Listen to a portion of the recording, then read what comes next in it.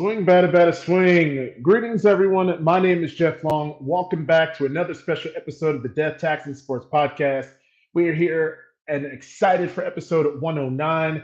I'm here with my esteemed colleague, Mr. Gary Johnson. Looks like it's just you and I for right now until we get Marissa or Tigney. I keep on butchering that girl's name. Until we get Tigney and Mr. Ben Holloway is off for today, so it'll just be us after 2 weeks. But, sir, how are you doing? Here in mourning, as I texted you all yesterday that I waved the white flag on this 2023 New York Giants season. Started out with high hopes, and by high hopes I mean that opening drive, game one.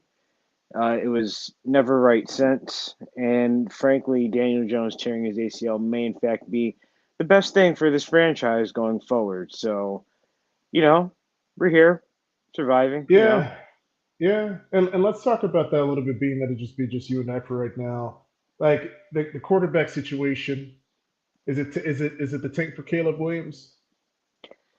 Well, I mean, a friend of mine brought up to my point, like, we've never really drafted black quarterbacks before, so this might be a first. But hey, if it hasn't worked before, why don't we make a change here?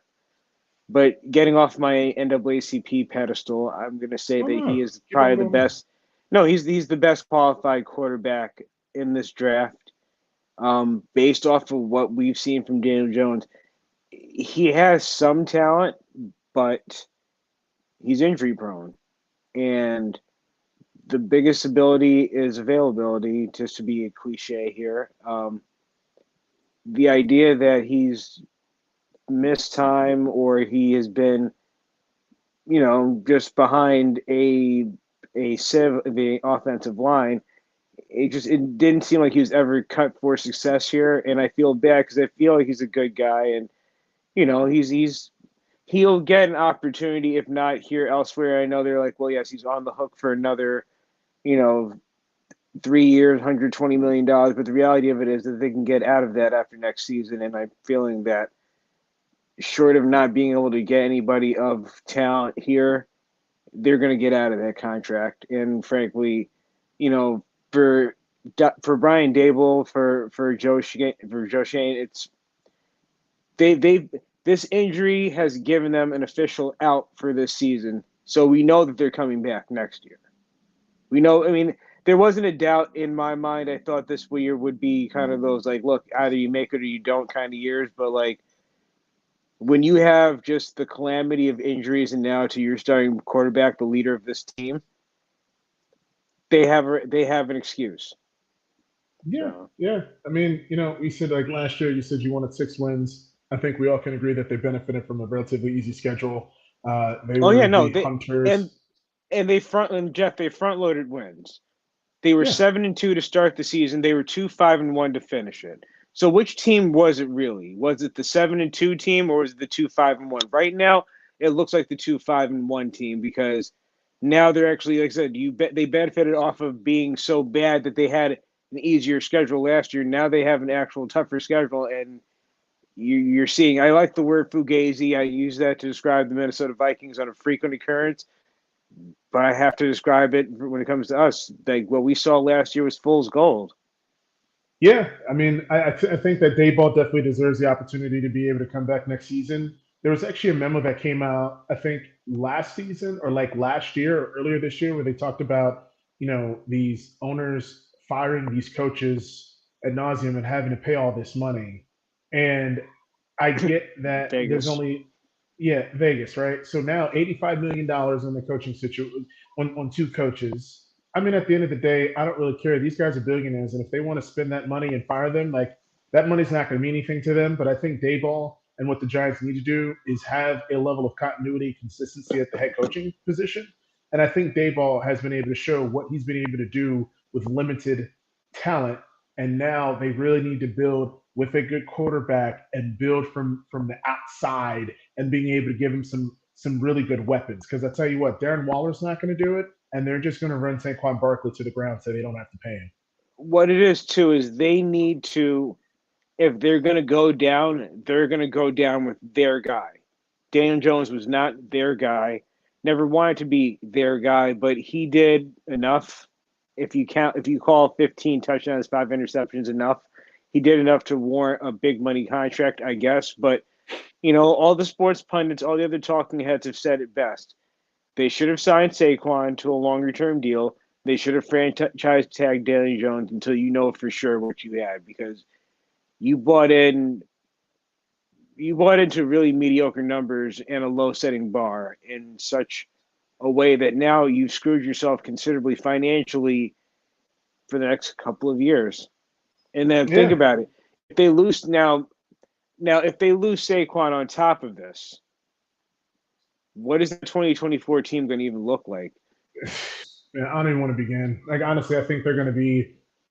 I mean, honestly, I think even with Saquon next year, even if you get Caleb Williams, I don't see him going to be able to turn it around without a good defense. I mean, you'd be seeing out USC. He can only do so much. He has decent receivers, but the defense is just absolute trash, and he's not going to. You can't just rely on a quarterback a la Pat Mahomes of Kansas City and expect the quarterback to do everything. That's just not a sustainable. That's not a sustainable formula for success. And so the Giants, ownership, leadership, all of them, and the brass have to really decide, okay, like what's going to allow us to be able to contend in this division when you're looking at a Jalen Hurts who's under the age of 25 and is probably going to be around for a while. You want to be able to find someone that's going to be able to compete with them. But we could talk about these Giants, but let's kind of keep this in the NFC East and these Dallas versus Philly. And Ben said that Dak Prescott is not the reason for this loss, which I get. I don't, but Mm, it's as a giant, someone has. as a Giants fan, I'm going to find any reason, every reason to blame Dak Prescott for losses.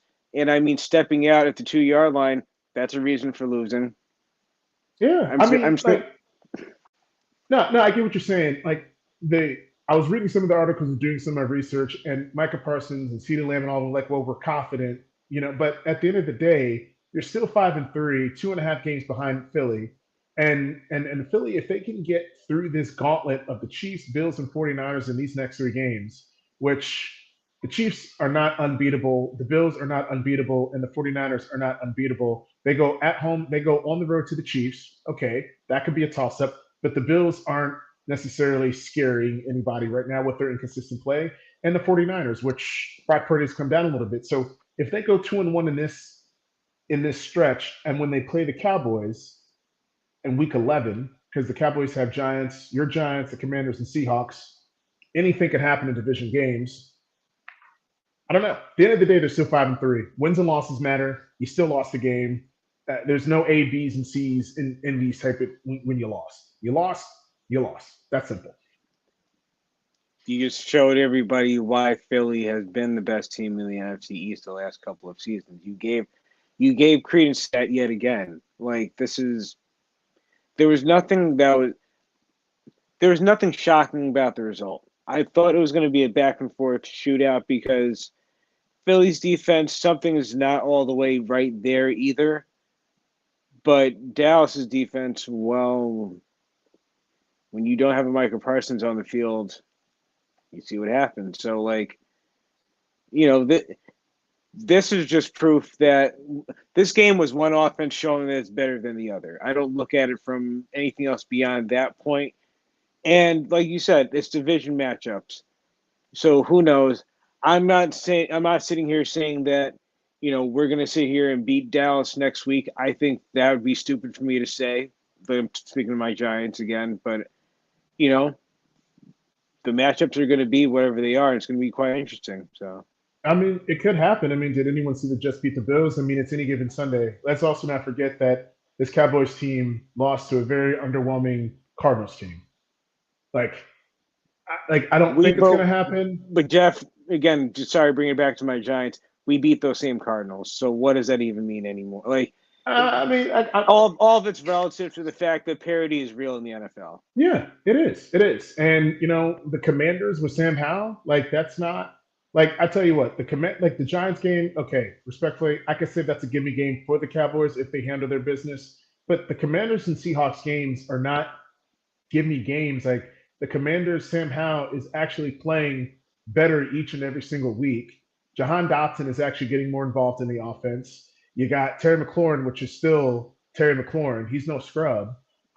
This Commanders team, albeit it's not necessarily going to make a deep run into the playoffs or anything, but they're not a team to just necessarily check off the box and say, okay, Cowboys, that's going to be a win.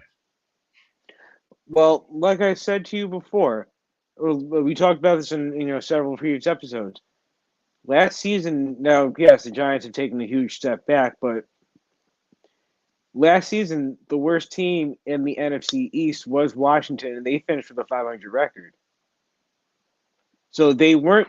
They're not as bad as they seem, if that makes sense. Like they're not the cast-offs that they once were. I think now that they have new ownership, I think that certainly has invigorated them, has kind of given them life. And even if they don't make the playoffs, at least you can say, hey, we finally have some kind of positive momentum going, and we have a roster that is capable of going toe to toe with the Phillies and all these other teams and being able to like withstand their best shot and actually be able to come through and beat them. But at the same time, you look at Washington, they got chumped by Chicago. Yeah, I mean, like I said, like this year, I feel like this year there is no true or false. Do you feel there's like a truly great team this year in the NFL? Everybody has their flaws. Right, Everybody, but usually, right now, Philly has the best record in the league, I believe, if I'm not mistaken, and it's just like you don't feel it doesn't feel the same way as it did last year. Like yeah, last year, it was just like we're beating you because we're just better than you, and that's the bottom line. Now it's just like we got to gut out these wins and admit it. Like you're the defending NFC champion. Like you're going to get everybody's best shot, but it does not feel the same as it did previously. So yeah, everybody has their flaws.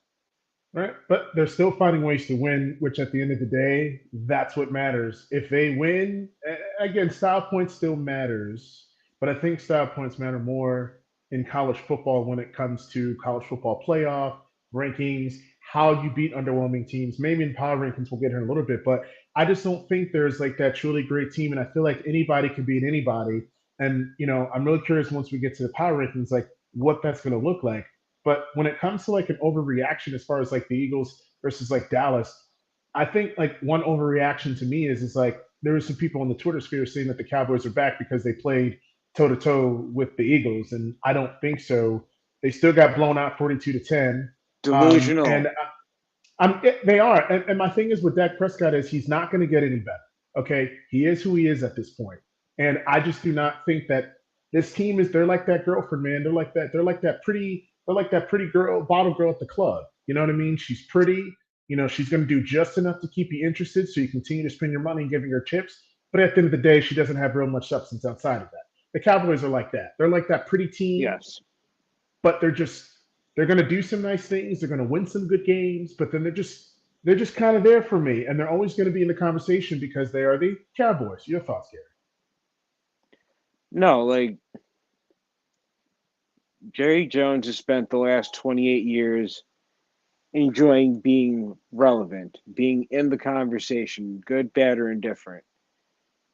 He wants to win. He wants one more before he leaves this earth to either go north or south. I don't know, but he wants one more championship, and he wants to put the best product out there.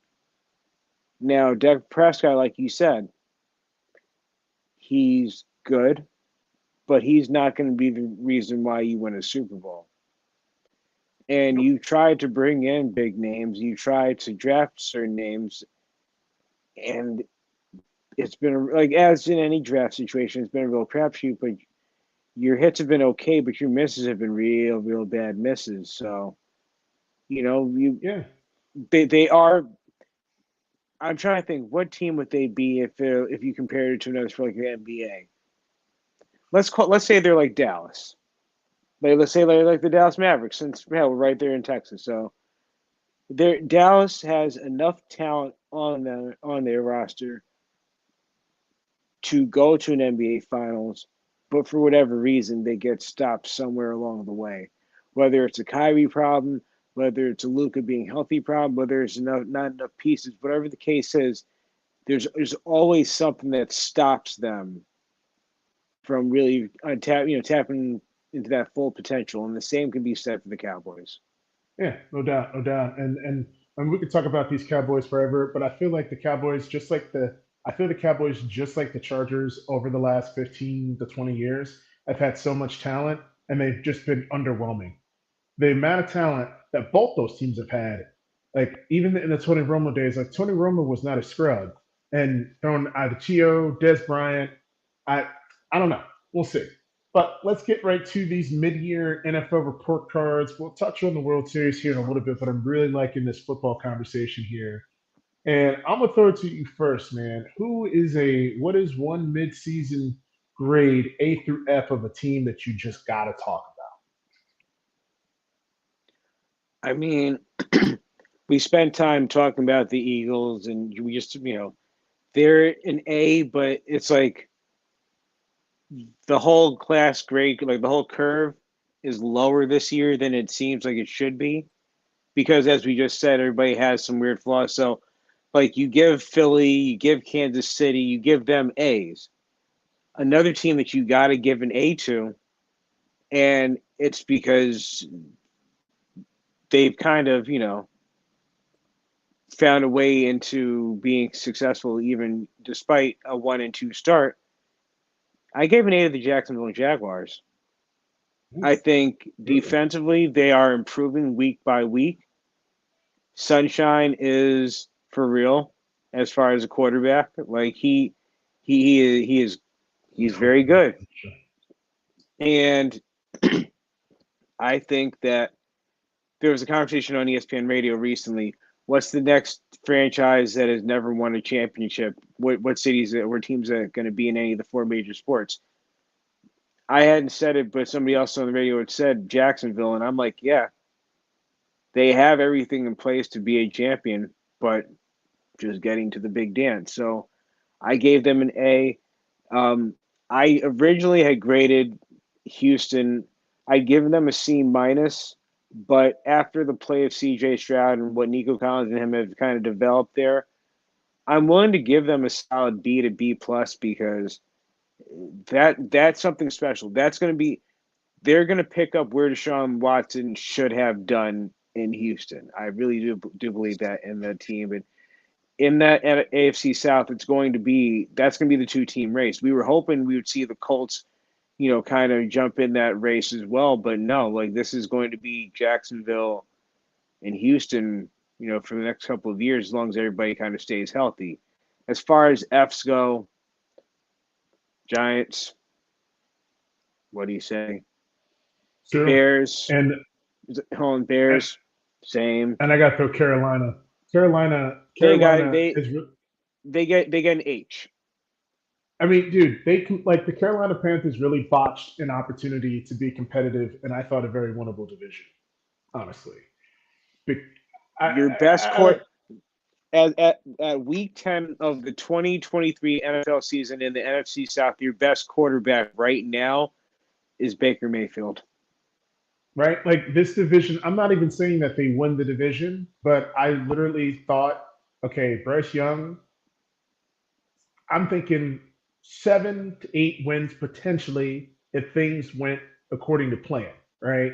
Because they Right. made so many moves to try to improve their starting cast that Hayden Hurst, Miles Sanders hasn't worked out at all. Frank Wright waited until they started 0-6 beforehand and played calling duties to Thomas Brown. And they don't have a first round draft pick next year. And they didn't trade Brian Burns, who I thought they should have traded in efforts to get more draft picks. So you're looking at this situation. It just seems Bryce Young is just very overwhelmed at the position. His he already missed the game because of health. And I said it, and CJ Stroud should have been the number one overall pick. I stand by it, and I feel Bryce Young is going to be a bust. And these Packers, I give them a straight D minus, dude. I mean, it's Jordan Love is not the answer quarterback. It It's started not. it start it started off so well for him, kind of It sort of. didn't. And It then did. and then everybody kind of, and then just reality set in. It's like, yeah, you were praying that Aaron Rodgers would be there for forever and hope that, by that point you'll find somebody else besides Jordan Love, and then he leaves and now you're stuck with him. And it's like, again, there for the first few weeks we were sitting here questioning whether it'd be them or Detroit to win the NFC North. And it's like, no, Detroit's right at the Yeah. ship very much so, and Jordan Love has crashed back down to earth in a very, very disappointing way. I gave them a D plus off of the strength of the start of the season. If they had kept that same momentum, then they'd probably be in that same Houston like B plus range. But D plus is about right. And the one thing I hate with teams is when you underutilize your talented players, like the Atlanta Falcons. Mm-hmm. Um, you know, for one thing, Arthur Smith made the dumb mistake by starting the season with Desmond Ritter. Okay. This guy is just a constant turnover machine. I think that if Tyler Heineke had started, they would have a sizable lead in the NFC South. But when you got draft picks, top 10 picks all over the place with Bijan Robinson, Drake London, Kyle Pitts, and then Bijan Robinson has only had one game where he's only had at least 20 carries, and you already expended a first round draft pick on a position that you didn't need to draft after Tyler Algier had 1,000 yards last season as a rookie, but then you draft Bijan Robinson with the eighth overall pick, but then the man barely ever plays. Then you have Kyle Pitts, who's literally a top five talent, and then you got Drake London, albeit hasn't played the last two games, but and then the amount of investments, as we talked about in our preseason special, the enhancements that they made on their defense. This is a team that could literally be at the top of the NFC or in the. They have the talent, and it's just absolutely just infuriating for me because I have a lot of shares of Kyle Pitts and Drake London, and he's not being utilized the way that I think he should be. No, there's something weird about Atlanta, just historically. Like, I don't know why. I don't understand why they are allergic to success as a city, as a franchise. Like, it makes no sense, but they always find some way to not be as good as they should be. And really, I'm like, I kind of just shrug my shoulders at them. Like, they're just an average team that kind of gets hot every once in a while.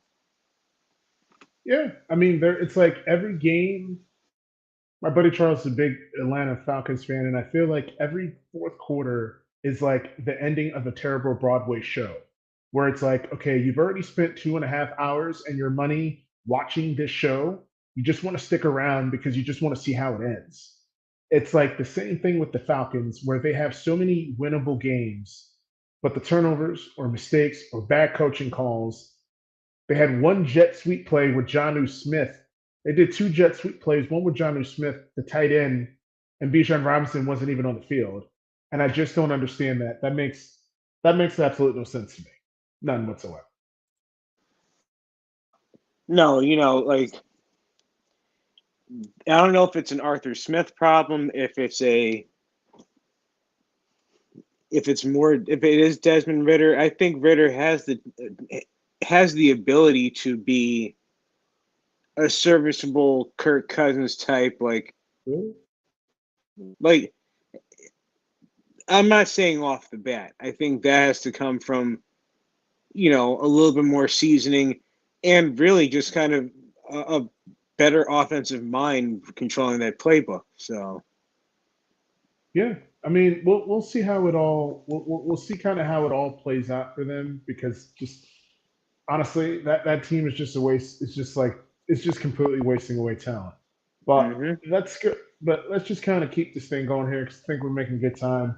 There was some other topics here, but I kind of just want to stay on this football, then maybe kind of get to some basketball. But first, I want to get to your NFL power rankings because I'm really curious about this one. I add a little twist for mine. I also added a non-QB MVP to mine, but I'll let you go first.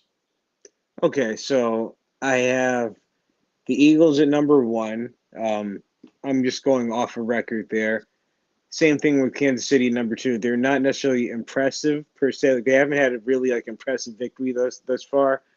But it's a wins oriented league, so you got to go with them at number two. I'm putting Baltimore at number three. They have no running backs, and yet they're 7-2. Like I don't And the how receivers aren't necessarily scaring anybody they're either. not. I'm sorry. Yes, Odell Beckham Jr. had a touchdown on Sunday, which I'm like, all right, we had an Odell Beckham Jr. sighting. Congratulations, but he has not proven to be as advertised, or he can't be that guy anymore. I don't believe. Four, I still have Detroit at number four, and then number five. It's been going back and forth with me. I'm going to still lean towards Cincinnati over the 49ers. I think Cincinnati is on their way up. I think another one on their way up is Jacksonville. I think that's kind of the three-team race for me at the five spot. So yeah, that's my five there. And then you said a non QB MVP. MVP, yeah, for each of them.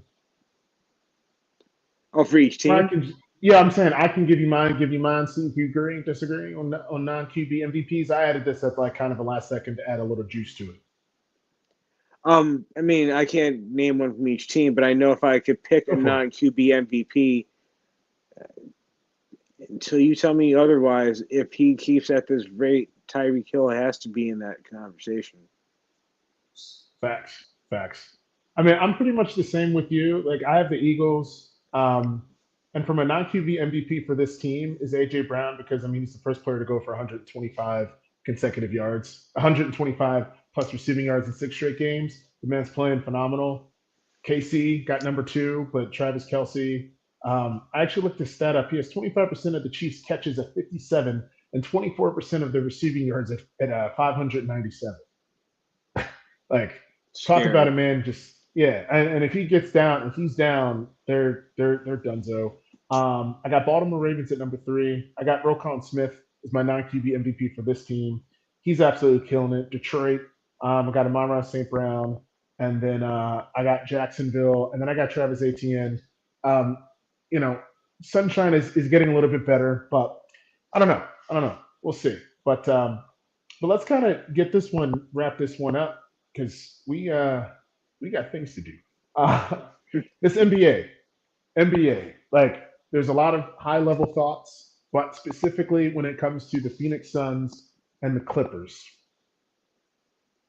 how are we feeling about these two teams? Because I don't know. I don't know where to start.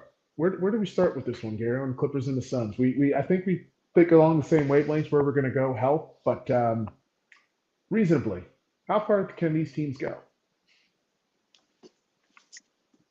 The super teams no longer work. Thank you. The super teams no longer work. We've seen that with the last two NBA champions. Yes, like you saw Denver. Denver has it. Who else is a superstar besides Jokic and to a slightly lesser extent Jamal Murray? And I say slightly lesser because he's an all-star, but like I don't think Jamal Murray by himself is a championship level player. He's a Okay. he is he is an absolute key piece to a championship. They don't win the NBA title. They actually they certainly don't do it in 5 games without him. But he himself is not the world beater. With the Warriors, they're not this. That wasn't the Steph, Clay, Dre, and KD Warriors of the late 2010s. Like that was a different team. Milwaukee, the year before that, you wouldn't put Chris Middleton in that same category now. So like these super team ideas, the thing what worked for the Warriors, what worked kind of for the Lakers, we're not. It doesn't work now. And the reason why is because either it's whether people are healthy enough. You look at Phoenix. When is Bradley Beal going to get on the court and stay there? I mean, dude, like for me, like every time I see him, like when I was at the game when they played Victor Wembanyama in the first game when they lost after KD turned the ball over, which was a very weird ending. Just seeing him on the sideline in his street clothes, just smiling around. I'm just so sick and tired of seeing his face until he's in the court. and he's always been one of my favorite players. Like I lived in DC for years, and I've watched him play for years, and I've always been a big fan of his when he and John Wall were killing it. But like the dude can't stay healthy, and we talked about this trade where he hasn't played more than 60 games in like the last 5 seasons. And when you have Devin Booker and Kevin Durant, offensively, that's all what you really need, man. What you really need is other complementary pieces like a Bruce Brown who can come off the bench and give you a spark off the bench. They, I just don't, I don't see this working. And now the thing Well, with the Suns is good. no, I was gonna say with Bradley Beal, I think he's gonna fall victim to the same thing. And I know we're gonna bring up the Clippers and James Harden, but same thing that he fell victim to. I think to a little bit Russell Westbrook has fallen victim to is like you gave your best MVP type years to a city that didn't yield you a championship, and now that you're someplace else, you need to be a part of a larger cast to win. I think the best example of that would be Clyde Drexler in '95. Clyde Drexler was clearly the man in Portland, but he knew and they knew he wasn't going to get it done there. He wasn't going to win a championship in Portland. So he gets traded to Houston. Yes, it caused friction. Yes, they took him a little while to kind of get it right, but then when they got it right, they ran through everybody in the playoffs and found themselves with a back-to-back championship, and Clyde got his first ring. He was the perfect example of a complimentary superstar. That's what Bradley Beal is when he's healthy. He's an excellent complimentary superstar, but to your point, you need to have a solid bench. You need to have a solid supporting cast to make all of this work. Yeah, and I mean, to just get absolutely obliterated by a you had Devin Booker and you had Kevin Durant in the second game against the San Antonio Spurs. You completely drop a dud and you get blown out. Um, I have a lot of concerns with this team. Some people will call me a Phoenix Suns hater. Like I'm really rooting for them, but as you said, Gary, very eloquently, the super teams just don't work. And when they did this trade for Bradley Beal, they really screwed themselves because he kept his no trade clause, and his contract is only going to go up on an annual average value every year, and he's going to be Yep. due $63.5 million next year. The year after that, almost 70 million. And as the years go down, as the years go up for him, he's only going to be more injury prone, and you really effed yourself. Yeah. So it is a championship or bust for this team because long term they have no draft capital, they have no assets. Now they're kind of going to be an NBA purgatory in the next couple of years. But see, this is the argument that's done now. Like it's a F them picks, F them trades, whatever the case is. You want to win a championship now. Everybody's taking the LA Rams model of load it up, win a championship now. If the team is dog shit after that, the team is dog shit after that, but we got our championship.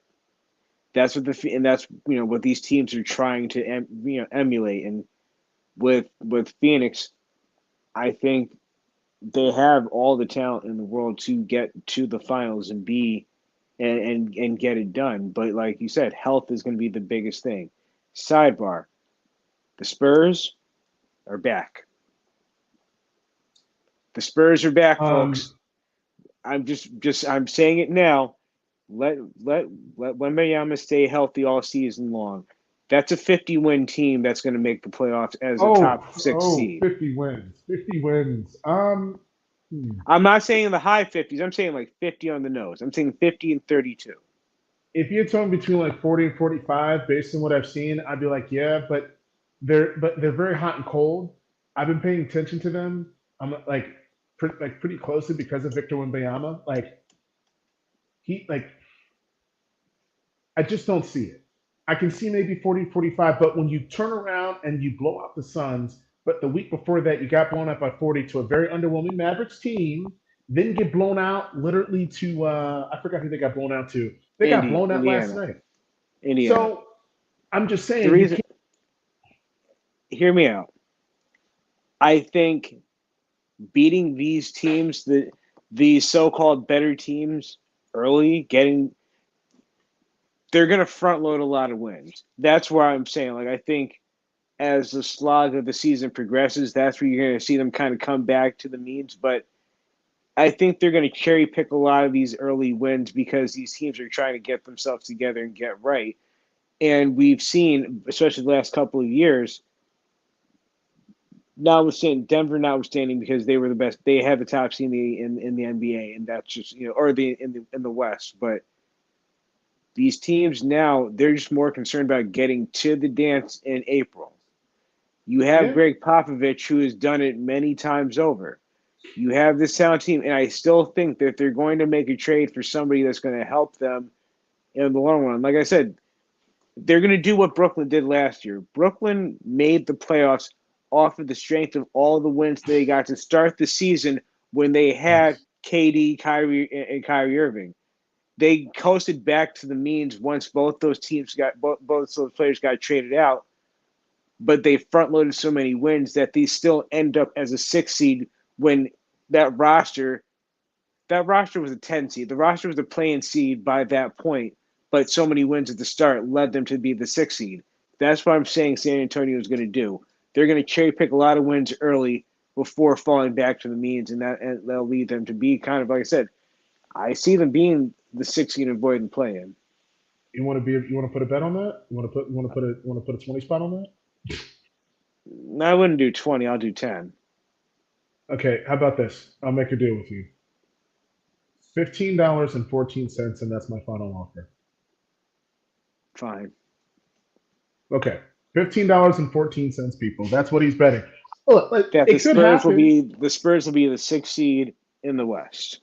Yeah, listen, Victor Wimbayama is legitimate, and he is. Do you want to say in closing? Do you want to say that he's already a top 25 player in the league right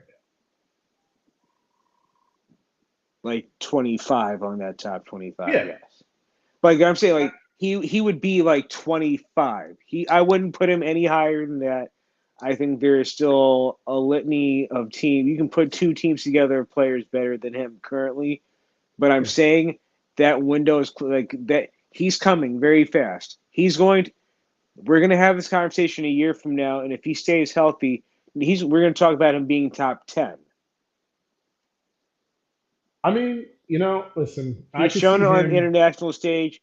He's showing it against these better players, and yes, it's up and down right now because he's a rookie in the NBA. But once he really figures this out, and he has the system to figure it out. And if history has shown us, the year before they got David Robinson, they won 27 games, or the year before they drafted David Robinson, he won 27 games. When he started playing in 1990, they won 55 games. In 96, the Spurs won 20 games the year before they drafted Tim Duncan. They won 56 games the year they drafted Tim Duncan.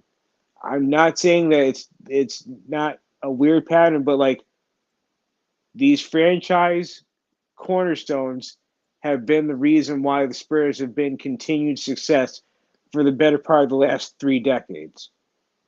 It And just seems like it's an inevitability.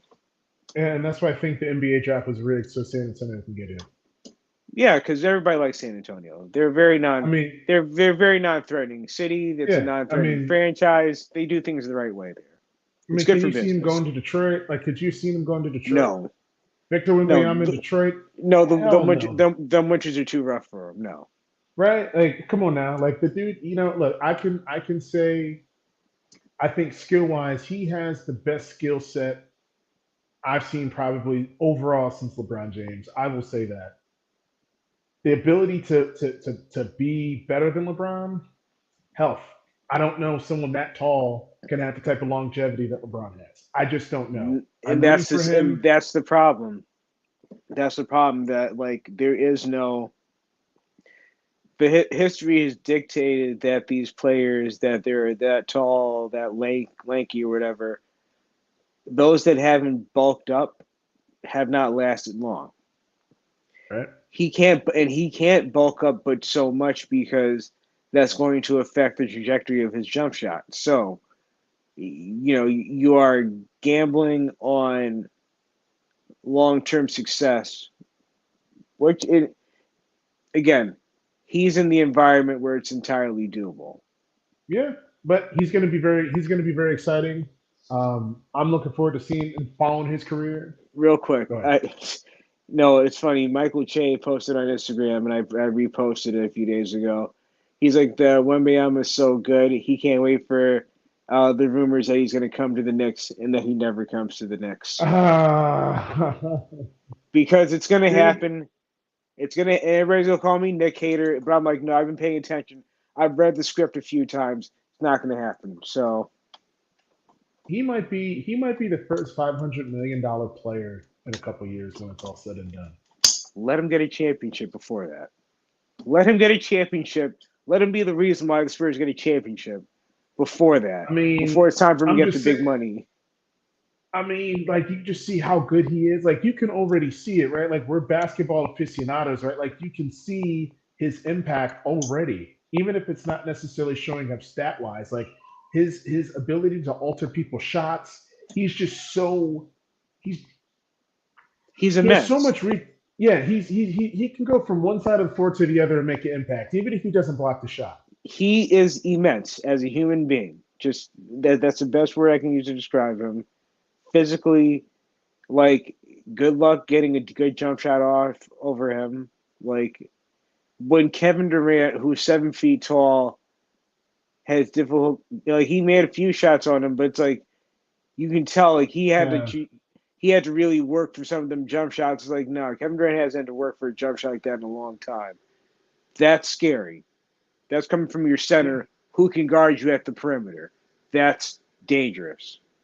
Facts is going to be exciting. But did you have a gripe, Garrett? Because I kind of did. I mean, it's not so much a gripe as much as I've warned everybody. I said, New York sports fans, beware of what happens this season. We've seen what happened with the Mets. We've seen what happened with the Yankees. We're seeing what's happened with the Giants.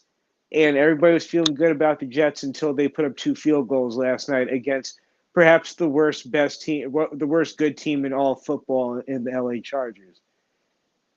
The Knicks are not necessarily being world beaters, and neither are the Nets. Liberty lost the WNBA Finals. I tried to warn all of you. What happened last year was a weird outlier, and nobody wanted to believe me. And now look at where we're at. It's going to be a long winter, folks. Bundle up. Like New York is, I've always considered New York like a second home. I feel for the fans. Mm-hmm. I'm just going to say this for the people with the Aaron Rodgers sighting. He's not coming back. Like, this is all He's not. self-serving. Stop, Aaron. I'm sorry, Jeff. Just because now you've invoked it. Because I'm sorry, I've watched it and I said to myself, you're going. These Jets fans are borderline, or they're teetering into Cowboy Delusional. fandom. Like they're teetering into Cowboy fandom. Like, oh my God, he can throw a football.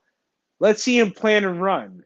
Let's see him plant and run 10 yards to the left or right. Please, let me Uh, see how that goes. Because if he can do that and throw accurately, then we have optimism. But if he can't do that, your no, answer is Zach Wilson. he's not coming And may back. the He's odds not be coming ever in back. your favor. No. Well, the Jets. My only gripe, we should call it gripe with the G's or something. I don't know because I feel like you got gripes. But look, the Jets were sitting in a very good position and could have traded for Joshua Dobbs on the cheap, and that could have changed the trajectory of their season. I don't know why you do not try to go after Josh Dobbs. I think we both can agree that Josh Dobbs is a major upgrade over Zach Wilson. Without question, but I feel it's because they wanted Devontae Adams more. But then I'm like, you're gonna trust Zach Wilson to throw to Devontae Adams too? That's what I'm saying. That doesn't Like make I, I'm any I'm and I'm money glad he wise. has I'm glad he has the rapport with Garrett Wilson. I'm glad he has that. But like, as much as I want Devontae Adams any place else but Las Vegas, the Jets weren't the answer. They Nope, weren't. they Not weren't. unless They didn't have them unless on the board. unless you knew Aaron Rodgers was coming back this season, or my personal conspiracy theory, he never actually fully tore his Achilles. It was a small tear, and he's old, so it hurts. Hey, we'll see. But Gary, good to have you on. Glad we had a nice little barbershop talk. Appreciate all of our listeners for listening. Man, this is a great time for sports. And I just got to say, just one thing about the World Series. Um, Getting that knocked off my bucket list and the MLB All Star game in the same year. If you had told me that was going to happen, I would have said that you're crazy. I say to everyone, if you have the ability to go on that trip or to do that sporting event, do it. Do it. Life's too short. Gary, we're gonna grab the next game sometime this year. I'll be in New York hopefully sometime in May or not May, February. Hit up the next game again. I'm But like, sir, I don't know if they'll be playing basketball in May in New York here, yeah, but I'm not. Yeah, I mean, I'm an old man. Cut me some slack. I'm getting my things mixed up here. But anyhow, that's all fans. We appreciate all the love and support. We'll be back next week at the same time, same place for episode 110. Peace and love, guys.